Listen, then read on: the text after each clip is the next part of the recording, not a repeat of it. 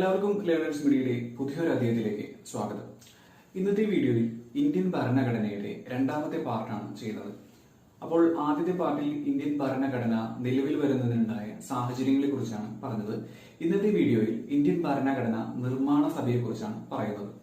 അപ്പോൾ ആദ്യത്തെ വീഡിയോ കാണാത്തവർക്കായി അതിന്റെ ലിങ്ക് ഞാൻ താഴെ ഡിസ്ക്രിപ്ഷൻ ബോക്സിൽ കൊടുത്തിട്ടുണ്ട്.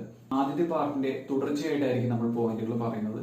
ഇന്ത്യൻ ഭരണഘടനാ നിർമ്മാണ സഭയെ കുറിച്ച് പറയുമ്പോൾ നമ്മൾ ഏറ്റവും പ്രധാനമായിട്ടും അറിഞ്ഞിരിക്കേണ്ടത് നമ്മുടെ ഭരണഘടനയെ അംഗീകരിക്കുകയും അതേപോലെ തന്നെ ഭരണഘടനയ്ക്ക് രൂപം കൊടുക്കുകയും അതേപോലെ തന്നെ നമ്മുടെ ദേശീയ ഗാനം, ദേശീയ ഗീതം ഇതെല്ലാം അംഗീകരിക്കുന്നത്, നമ്മുടെ ദേശീയ പതാകയായിട്ടുള്ള ത്രിവർണ പതാകയെ അംഗീകരിക്കുന്നതും ഇന്ത്യൻ ഭരണഘടനാ നിർമ്മാണ സമിതിയാണ്.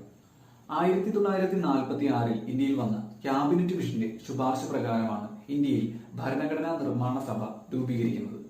1946 ഡിസംബർ 6 ഭരണഘടനാ നിർമ്മാണ സഭ രൂപീകരിക്കുന്നത്. ഇന്ത്യൻ ഭരണഘടനാ നിർമ്മാണ സഭയിൽ 389 അംഗങ്ങളാണ് ഉണ്ടായിരുന്നത്. ഭരണഘടനാ നിർമ്മാണ സഭയിലെ നാട്ടുരാജ്യങ്ങളിൽ നിന്നുള്ള അംഗങ്ങളുടെ എണ്ണം 93 ആയിരുന്നു. ഭരണഘടനാ നിർമ്മാണ സഭയിൽ 296 തിരഞ്ഞെടുക്കപ്പെട്ട അംഗങ്ങളാണ് ഉണ്ടായിരുന്നത്. ഇതിൽ 292 പേർ ബ്രിട്ടീഷ് ഗവർണർമാരുടെ പ്രവിശ്യയിൽ നിന്നും 4 പേർ ചീഫ് കമ്മീഷണർമാരുടെ പ്രവിശ്യയിൽ നിന്നുമായിരുന്നു ഉൾപ്പെട്ടിരുന്നത്. 1946 ഡിസംബർ 6 ഭരണഘടനാ നിർമ്മാണ സഭ രൂപീകരിക്കുന്നത്. നമുക്കറിയാം, അന്ന് ഇന്ത്യ പാകിസ്ഥാൻ വിഭജനം നടന്നിട്ടില്ല. 1947 ഓഗസ്റ്റ് 14 പാകിസ്ഥാൻ സ്വതന്ത്രമായതിനു ശേഷം ഇന്ത്യൻ ഭരണഘടനാ നിർമ്മാണ സഭയിൽ ആകെ 299 അംഗങ്ങളാണ് അവശേഷിച്ചിരുന്നത്. ഭരണഘടനാ നിർമ്മാണ സഭയിൽ എത്ര മലയാളികൾ ഉണ്ടായിരുന്നു എന്ന ചോദ്യത്തിനും ഭരണഘടനാ നിർമ്മാണ സഭയിൽ എത്ര വനിതകൾ ഉണ്ടായിരുന്നു എന്ന ചോദ്യത്തിന് ഉത്തരം ഒന്ന് തന്നെയാണ്. 17 വനിതകളും അതേപോലെ തന്നെ 17 മലയാളികളുമാണ് ഭരണഘടനാ നിർമ്മാണ സഭയിൽ ഉണ്ടായിരുന്നത്.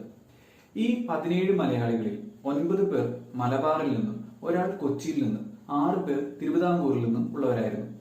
ഡോക്ടർ ജോൺ മത്തായി എന്ന മലയാളി യുണൈറ്റഡ് പ്രൊവിൻസിനെ പ്രതിനിധീകരിച്ച് ഇന്ത്യൻ ഭരണഘടനാ നിർമ്മാണ സമിതിയിൽ അംഗമായിരുന്നു.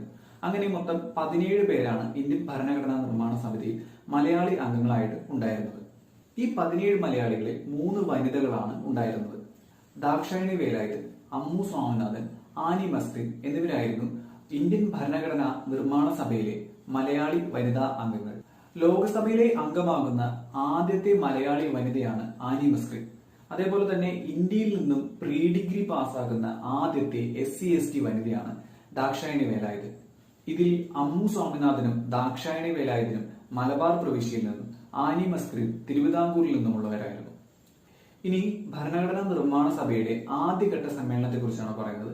ഇന്ത്യൻ ഭരണഘടനാ നിർമ്മാണ സഭ 1946 ഡിസംബർ 6 രൂപീകരിച്ചതെങ്കിലും 3 ദിവസങ്ങൾക്ക് ശേഷം 1946 ഡിസംബർ 9 ഭരണഘടനാ നിർമ്മാണ സഭയുടെ പ്രഥമ സമ്മേളനം നടക്കുന്നത്. ഭരണഘടനാ നിർമ്മാണ സഭയുടെ പ്രഥമ സമ്മേളനത്തിൽ 207 പേരാണ് പങ്കെടുത്തത്. ഈ 207 പേരിൽ 9 വനിതകൾ ഉൾപ്പെട്ടിരുന്നു. നമ്മുടെ ഇന്നത്തെ പാർലമെന്റിന്റെ സെൻട്രൽ ഹാളായിരുന്നു ഈ സമ്മേളനത്തിന് വേദിയായി തെരഞ്ഞെടുത്തിരുന്നത്. ഭരണഘടനാ നിർമ്മാണ സഭയുടെ ആദ്യ സമ്മേളനത്തിൽ 207 പേരുണ്ടായിരുന്നതിൽ ഏറ്റവും പ്രായം കൂടിയ വ്യക്തി എന്ന നിലയിൽ ഡോക്ടർ സച്ചിദാനന്ദ സിൻഹയെയാണ് ഭരണഘടനാ നിർമ്മാണ സഭയുടെ ആദ്യ സമ്മേളനത്തിന്റെ താൽക്കാലിക അധ്യക്ഷനായി തെരഞ്ഞെടുത്തത്. അന്നത്തെ ആ സമ്മേളനത്തിൽ ഭരണഘടനാ നിർമ്മാണ സഭയെ ആദ്യമായി അഭിസംബോധന ചെയ്ത് പ്രസംഗിച്ചത് JB കൃപലാനി ആയിരുന്നു. ഭരണഘടനാ നിർമ്മാണ സഭയുടെ ഉപദേശകനായി അറിയപ്പെടുന്നത് BN റാവു ആണ്.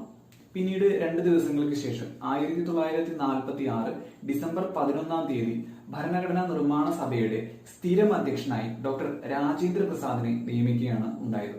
അതേ ദിവസം തന്നെ ഉപാധ്യക്ഷനായി ഹരീന്ദ്രകുമാർ മുഖർജി എന്നറിയപ്പെടുന്ന HC മുഖർജിയെ നിയമിക്കുകയുണ്ടായി. ഭരണഘടനാ നിർമ്മാണ സഭയുടെ ആദ്യഘട്ട സമ്മേളനങ്ങളിലെ പ്രധാനപ്പെട്ട ഒരു സംഭവമാണ് 1946 ഡിസംബർ 13 ഇന്ത്യയുടെ പ്രഥമ പ്രധാനമന്ത്രിയായിരുന്ന ജവഹർലാൽ നെഹ്റു പാർലമെന്റിന്റെ സെൻട്രൽ ഹാളിൽ വെച്ച്, അതായത് ഭരണഘടനാ നിർമ്മാണ സഭയുടെ സമ്മേളനത്തിൽ വെച്ച് ലക്ഷ്യപ്രമേയം അവതരിപ്പിക്കുകയുണ്ടായി. ഇതേ ലക്ഷ്യപ്രമേയം 1947 ജനുവരി 22 ഇന്ത്യൻ ഭരണഘടനാ നിർമ്മാണ സഭ ഇന്ത്യയുടെ ആമുഖമായി അംഗീകരിക്കുകയും ചെയ്തു. ഇതിനുശേഷമാണ് ജവഹർലാൽ നെഹ്റു ഇന്ത്യൻ ഭരണഘടനയുടെ ആമുഖത്തിന്റെ ശില്പി എന്ന് അറിയപ്പെടാൻ തുടങ്ങിയത്. 1946 ഡിസംബർ 23 ഭരണഘടനാ നിർമ്മാണ സഭയുടെ ആദ്യഘട്ട സമ്മേളനം അവസാനിക്കുന്നത്. അപ്പോൾ ഇന്നത്തെ വീഡിയോയിൽ ഭരണഘടനാ നിർമ്മാണ സഭയുടെ പ്രാധാന്യത്തെക്കുറിച്ചും ആദ്യഘട്ട സമ്മേളനത്തെക്കുറിച്ചുമുള്ള വിവരങ്ങളാണ് പറഞ്ഞത്. അപ്പോൾ നിങ്ങൾക്ക് ഈ വീഡിയോ ഇഷ്ടമായെന്ന് കരുതുന്നു. ഈ വീഡിയോ ഇഷ്ടമായെങ്കിൽ നിങ്ങൾ ഈ വീഡിയോ ലൈക്ക് ചെയ്യുക, മറ്റുള്ളവരുടെ അറിവിലേക്ക് ഈ വീഡിയോ ഷെയർ ചെയ്യുക. ഇതുവരെ ഈ ചാനൽ സബ്സ്ക്രൈബ് ചെയ്തിട്ടില്ലെങ്കിൽ ഇപ്പോൾ തന്നെ ഈ ചാനൽ സബ്സ്ക്രൈബ് ചെയ്യുക. താഴെയുള്ള നോട്ടിഫിക്കേഷൻ ബെൽ കൂടി ഇനേബിൾ ചെയ്യുകയാണെങ്കിൽ ഞാൻ അപ്ലോഡ് ചെയ്യുന്ന വീഡിയോകൾ അപ്പോൾ തന്നെ നോട്ടിഫിക്കേഷനായിട്ട് നിങ്ങൾക്ക് ലഭിക്കുന്നതായിരിക്കും.